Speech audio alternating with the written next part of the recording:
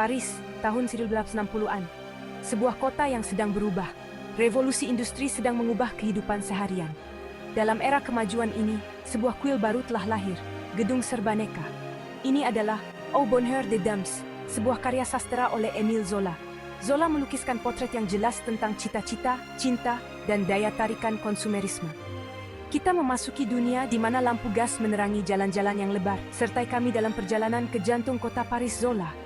Tawaran eksklusif dari mitra kami menanti Anda di deskripsi. Lihat dan manfaatkanlah.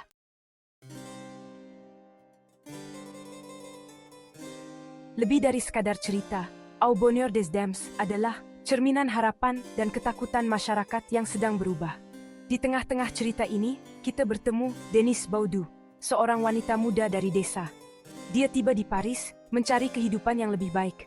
Dengan berani menghadapi cabaran kota besar, Octave Mouret, pemilik yang bercita-cita tinggi, merangkum semangat zaman baru ini.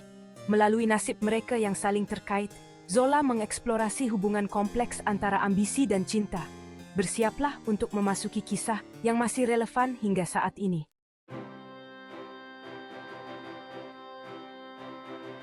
Kereta api itu memasuki stesen Saint-Lazare dengan deruman logam dan uapnya bercampur dengan udara Paris yang lembab. Denise turun dari gerbong, koper kecilnya berdetak di kakinya. Di sekelilingnya, kota itu adalah pusaran suara.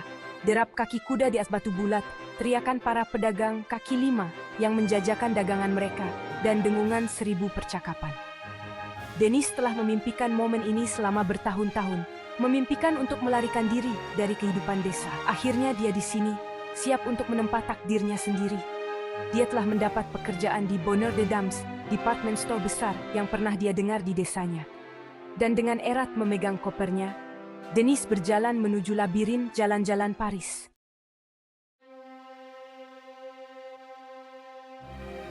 Jalan-jalan semakin lebar ketika Denise menghampiri destinasinya. Dan disitulah dia melihatnya. Au Bonheur des Dames berdiri tegak di hadapannya, sebuah monumen kemewahan dan perdagangan. Tingkap-tingkapnya yang besar, dihiasi dengan fabrik yang indah dan fashion terkini, menarik orang ramai seperti magnet. Denise tidak pernah melihat yang seperti ini sebelumnya. Ia adalah sebuah kuil konsumerisme, sebuah katedral yang dedikasikan untuk seni menjual. Akankah dia menemukan tempatnya dalam tarian perdagangan yang rumit ini?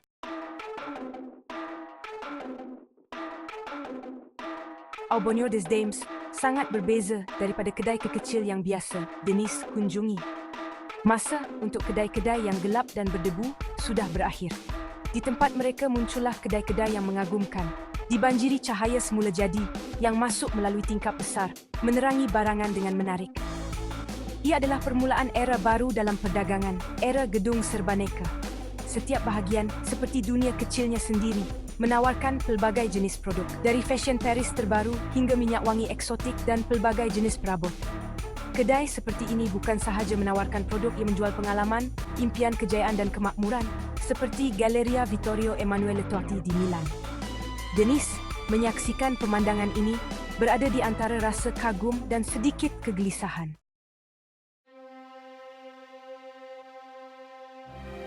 Setiap perincian di Au Bonheur des Dames direka untuk memikat hati. Kain-kain halus berkilauan di bawah cahaya lampu gas. Udara dipenuhi aroma yang memikat, menjanjikan pelarian dari kehidupan seharian.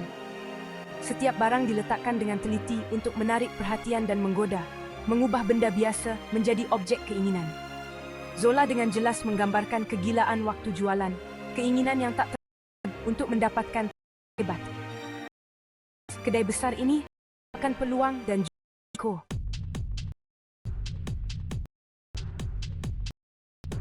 Hari Denise di Au Bonheur des Dames seperti berada di tengah-tengah ribut. Dia ditugaskan di bahagian pakaian dalam wanita, dikelilingi sutera lembut, rendah halus, dan perbualan perlahan antara juru jual lain. Setiap hari adalah pelajaran jualan yang gila, tarian antara pujukan dan adab yang baik. Kedai itu benar-benar seperti sebuah sarang tebuan. Sebaik sahaja pintu dibuka, kedai itu dibanjiri dengan aliran pelanggan yang tidak berkesudahan. Walaupun menghadapi kesukaran, Denise enggan berputus asa. Hari demi hari, minggu demi minggu, Denise mula memahami rentak kedai besar itu. Dia memang peramah dan sentiasa bersedia membantu, sesuatu yang dihargai oleh beberapa pelanggan. Namun, dia tidak dapat melepaskan perasaan yang sentiasa diperhatikan, dinilai kerjanya. Octave Murray, pemilik misteri empayar keinginan dan cita-cita ini, selalu hadir, walaupun secara fizikalnya tidak hadir. Potretnya, diletakkan dengan bangga di bilik rehat kaki tangan, adalah peringatan berterusan tentang standar tinggi kedai itu. Tidak lama lagi, jalan mereka akan bersilang, tetapi pertemuan seperti apa itu masih menjadi misteri.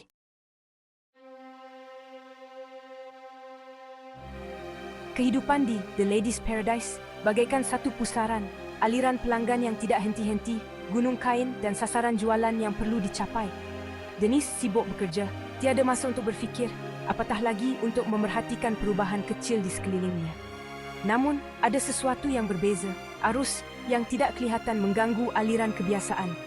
Semuanya bermula dengan satu pandangan, satu detik yang singkat apabila matanya bertemu dengan mata Octave Murray di tengah orang ramai.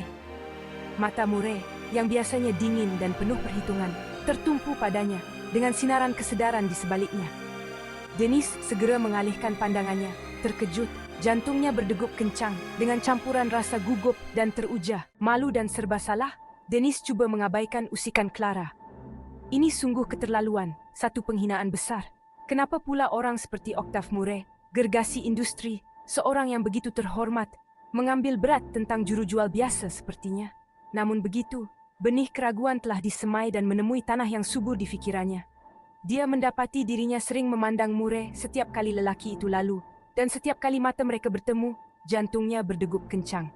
Dan nampaknya Murray juga tidak kebal terhadap pesona gadis yang pendiam ini.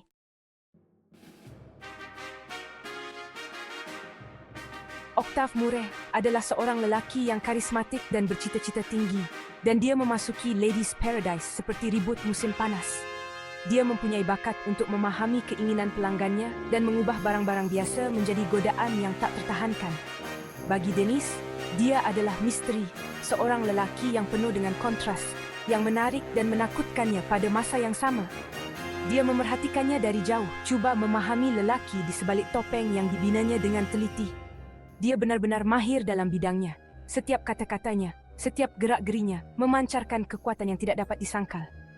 Tapi di bawah permukaan yang sempurna itu, Denise merasakan sesuatu yang lain, kerentanan yang bertentangan dengan keyakinannya.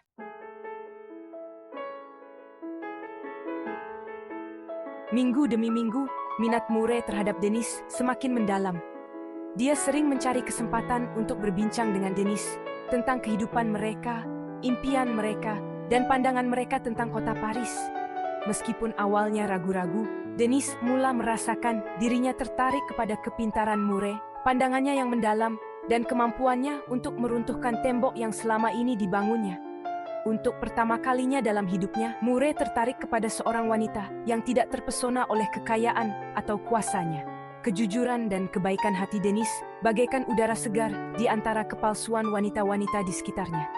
Namun, Murray adalah seorang yang sangat terkawal, terbiasa menyembunyikan emosinya dengan rapat.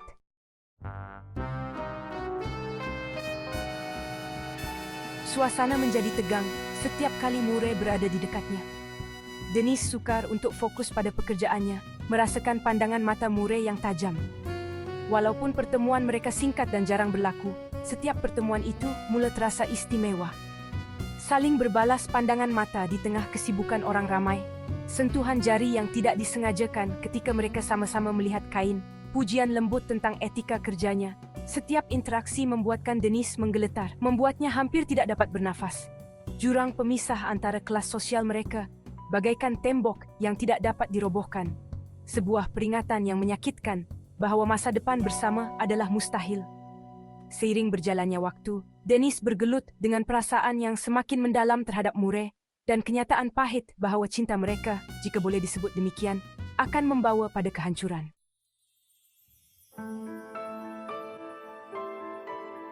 Buku kedua, Rahsia Terpendam. Gosip merebak di kedai itu bagaikan api. Semuanya bermula dengan satu pandangan penuh makna yang diberikan oleh juru jual wanita. Tidak lama kemudian, semua orang bercakap tentang hal itu.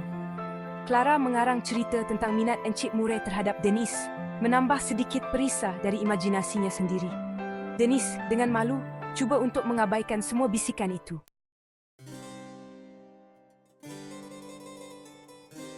Syurga wanita, dengan penampilannya yang mewah dan janji kemewahan tanpa batas, adalah simbol Paris di era perubahan. Zola menunjukkan kepada kita pembaharuan kota ini dengan jelas. Jalan-jalan baru menembus kawasan lama, lampu gas menerangi malam, dan keinginan untuk sesuatu yang baru menarik perhatian semua orang. Tetapi kemajuan ini ada harganya. Zola membandingkan kemewahan syurga wanita dengan kesulitan yang dihadapi para pedagang kecil. Cara hidup tradisional mulai menghilang, tidak mampu bersaing dengan daya tarik toko-toko besar. Denis, yang berada di antara dua dunia ini, mewujudkan ketegangan ini. Dia melihat peluang yang ditawarkan oleh syurga wanita, tetapi dia juga memahami pengorbanan yang terjadi di sepanjang jalan. Hati nuraninya, yang didasarkan pada keadilan dan kasih sayang, menghadapi dilema etika dari era konsumerisme baru ini. Melalui matanya, Zola membuat kita bertanya apa yang rela kita korbankan demi kemajuan. Bisakah kita menerima yang baru tanpa menghancurkan yang lama? Pertanyaan-pertanyaan ini yang relevan saat ini seperti halnya di masa Zola, terus mengikuti kita lama setelah kita membaca halaman terakhir.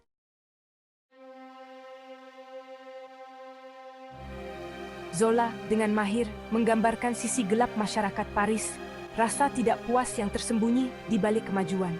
Sementara kedai wanita bahagia berkembang pesat, orang-orang di jalanan berjuang untuk bertahan hidup. Zola tidak takut untuk menunjukkan kepada kita kemiskinan, keputusasaan, dan eksploitasi yang merupakan bagian tak terpisahkan dari sistem ekonomi baru ini. Kedai tersebut menjadi metafora untuk masyarakat. Di balik fasadnya yang gemerlap, tersembunyi ambisi dan keinginan untuk sukses. Persaingan yang kejam di antara para pekerja yang bersaing untuk mendapatkan perhatian murah, dan pembeli yang terjebak dalam kegilaan berbelanja. Denis, dengan kompas moralnya yang tak tergoyahkan, menjadi semakin prihatin dengan eksploitasi tersembunyi ini. Ia melihat dengan mata kepalanya sendiri harga yang harus dibayar oleh konsumen yang terjebak dalam spiral keinginan dan keuntungan tanpa akhir. Melalui mata Denis, Zola mengingatkan kita bahwa kemajuan seringkali harus dibayar mahal. Ia mendorong kita untuk melihat melampaui permukaan modernitas yang gemerlap dan untuk melihat kenyataan pahit dari ketidaksetaraan dan eksploitasi yang seringkali tersembunyi di baliknya.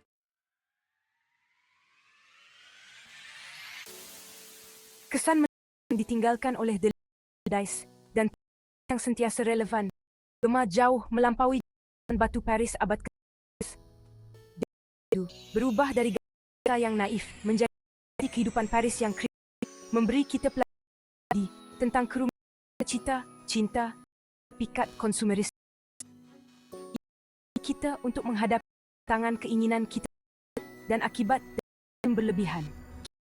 Mengingatkan kita bahwa kebahagiaan sejati tidak terletak pada kekayaan, tetapi kekuatan nilai-nilai kita dan rasa empati yang kita tunjukkan antara satu sama lain. Pesan ini sama relevannya hari ini seperti pada zaman Zola. Terima kasih telah bergabung dengan kami dalam perjalanan melalui The Lady's Paradise. Jangan lupa untuk suka dan langgan saluran ini untuk ulasan sastra yang lebih hebat. Jika anda menikmati video ini, maklumat lanjut dan tawaran istimewa boleh didapati di ruangan deskripsi di bawah.